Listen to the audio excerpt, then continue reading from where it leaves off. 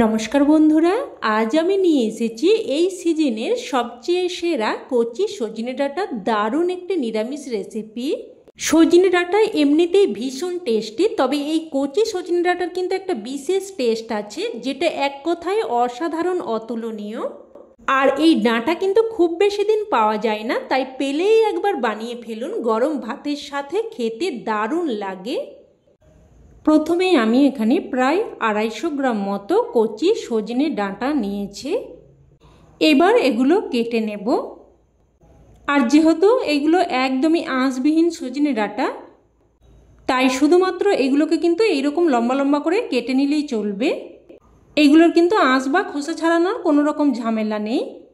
তো দেখুন, সমস্ত সজনে ডাঁটাগুলোকে আমি এইরকম প্রায় 2 গাঁট অর্থাৎ প্রায় 1.5 ইঞ্চি মতো লম্বা রেখে কেটে নিয়েছি। এবার ডাঁটাগুলোকে খুব ভালোভাবে ধুয়ে নেব। ভালোভাবে ধুয়ে নিয়ে এবার এখানে আমি নিয়েছি 4টে এইরকম মিডিয়াম সাইজের আলু। আলুর খোসা ভালোভাবে ছাড়িয়ে নিয়েছি। এবার আলুগুলোকেও দেখুন ঠিক এইরকমভাবে লম্বা ও পাতলা মতো করে কেটে নিচ্ছি। দেখুন ঠিক এইরকমভাবে সমস্ত আলুগুলোকেই কেটে নিচ্ছি। আর আলুগুলো কেটে ভালোভাবে ধুয়ে নেব। তো দেখুন, সজনে ডাঁটা আর আলুগুলো আমি কেটে ধুয়ে রেডি করে নিয়েছি। এবার আমি রান্নাটা শুরু করছি। তো গ্যাস অন করে কড়াই বসিয়ে দিয়ে দিয়েছি এখানে অল্প একটু সর্ষের তেল, প্রায় ছোট চামচের 2 চামচ মতো। তেল ভালোভাবে গরম করে নিয়ে এবার এর মধ্যে কেটে ধুয়ে রাখা আলুগুলো দিয়ে দিলাম। আলুগুলো নাড়াচাড়া করে মিশিয়ে নিয়ে এবার একটা ঢাকনা দিয়ে দিয়ে প্রায় কিন্তু 2 থেকে 3 মিনিট মতো ভেজে নেব। তো ঢাকনা দিয়ে দিয়ে প্রায় 2 থেকে 3 মিনিট মতো আলুগুলোকে ভেজে নিয়েছি। আর দেখুন, আলুগুলো কিন্তু বেশ হালকা লাল করে ভাজা হয়ে গেছে। এবার এই পর্যায়ে কেটে ধুয়ে রাখা সজনে ডাঁটাগুলো দিয়ে দিলাম। যেহেতু সজনে ডাঁটাগুলো একদমই নরম, তাই আলুগুলো একটু ভেজে নিয়ে তারপরই ডাঁটাগুলো দিতে হবে। তো এখানে আমি অল্প একটু লবণ দিয়ে দিয়েছি। লবণটা দিয়ে ভালোভাবে মিশিয়ে নিয়ে আবারও একটা ঢাকনা দিয়ে মিডিয়াম ফ্লেমে প্রায় 2 থেকে 3 মিনিট মতো ভেজে নেব। আর এই সময় একটা মশলা তৈরি করে নেব। তো এখানে নিয়ে নিচ্ছে 1/2 চামচ মতো সাদা সর্ষে, 1/2 চামচ মতো কালো সর্ষে, আর 1 চামচ মতো পোস্ত, আর 2টো কাঁচা লঙ্কা। তবে ঝালটা কিন্তু অবশ্যই আপনারা আপনাদের স্বাদ অনুযায়ী দিয়ে দেবেন। এবারে মশলাটাকে আমি শিলেতে করে ভালোভাবে মিহি করে বেটে নেব। আপনারা চাইলে এগুলোকে কিন্তু মিক্সিং জারে করেও বেটে নিতে পারেন। তবে যে কোনো মশলা, বিশেষ করে সর্ষে আর পোস্ত, এগুলো কিন্তু শিলেতে করে বেটে নিলেই খেতে সবথেকে বেশি ভালো হয়। তো দেখুন, সমস্ত মশলাকে আমি একদম মিহি করে বেটে নিয়েছি। এবার এদিকে কিন্তু প্রায় 3 থেকে 4 মিনিট মতো লো টু মিডিয়াম ফ্লেমে ঢেকে ঢেকে আলু আর সজনে ডাঁটা ভেজে নিয়েছি। তো এবার এগুলো উঠিয়ে নিলাম। উঠিয়ে নিয়ে ওই কড়াইয়ের মধ্যে আবারও দিয়ে দিলাম প্রায় 2 চামচ মতো সর্ষের তেল। তেল হালকা গরম হয়ে আসলে এই পর্যায়ে আমি দিয়ে দিলাম 1/2 চামচ কালো জিরে। তো জিরেটাকে একটু ফুটতে দিলাম। জিরে ফুটে আসলে এবার এর মধ্যে দিয়ে দিলাম একটা মিডিয়াম সাইজের কুচানো টমেটো। টমেটোটা দিয়ে একটু নাড়াচাড়া করে মিশিয়ে নিয়ে এবার এর মধ্যে বেটে রাখা মশলা দিয়ে দিলাম। মশলার বাটি ধুয়ে অল্প একটু জলও দিয়ে দিলাম।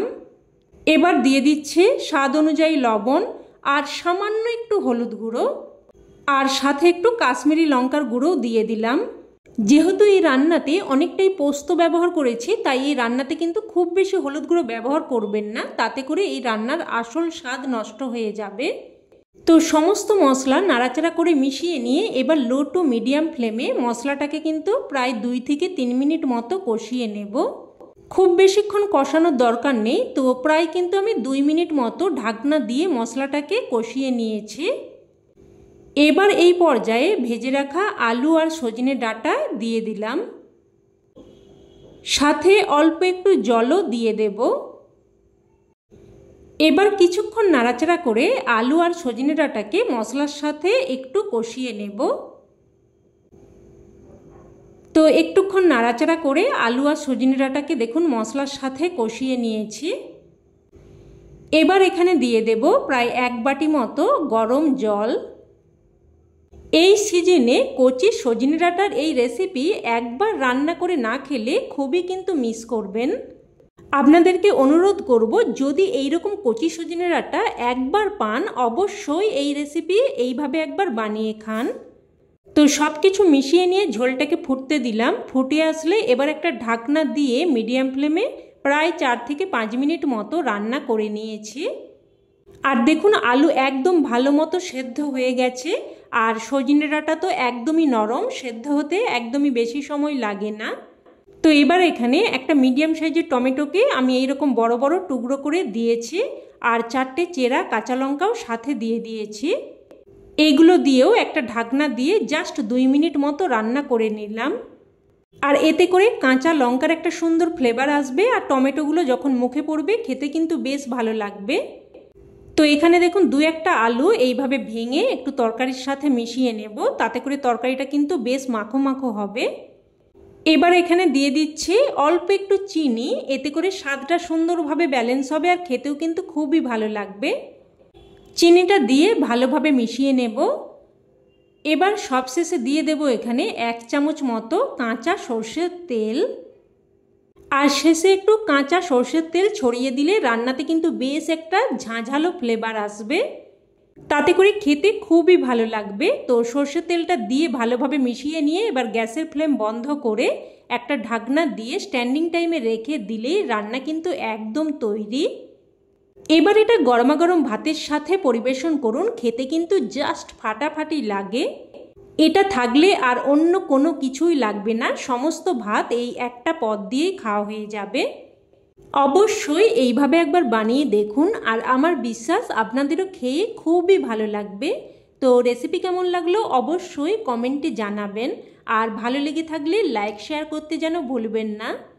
আর চ্যানেলের নতুন বন্ধু হয়ে থাকলে চ্যানেলটি অবশ্যই করে সাবস্ক্রাইব করে নেবেন। তো আজ এই অবধি, আবারও অন্য কোনো রেসিপিতে দেখা হবে। ততক্ষণে ভালো থাকবেন, সুস্থ থাকবেন। ধন্যবাদ।